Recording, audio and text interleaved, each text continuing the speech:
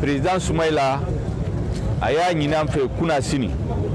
ka ba fe kanga délégation reçoit bi o délégation nana aye ler kelenke barola kuma fora kominka oye folo Soumaïla ko ka BM5 militant fo a BM5 ñemogo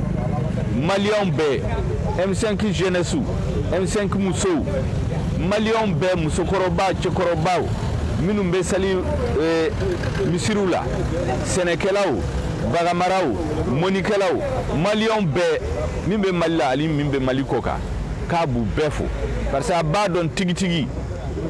ni Malion be kuma wuli kijo ale kunte libéré ayo de faye ka fo fana ale ba fe anga to ñon fe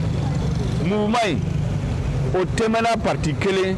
mogo kelen association kelen koka ka limam diko fana fo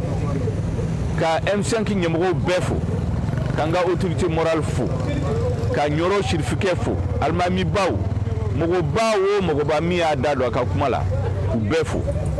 ka fawe anga to ñogon bolo M5 te mogo kelen tay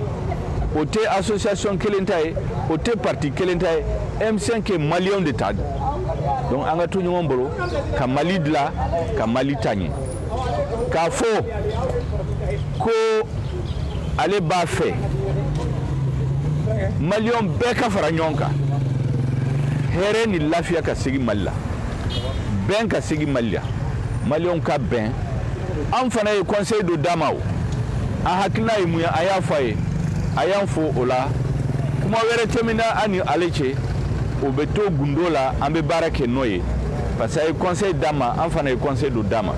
donc kuma ba minu farao de ni hakito bala sali ala Muhammad merci.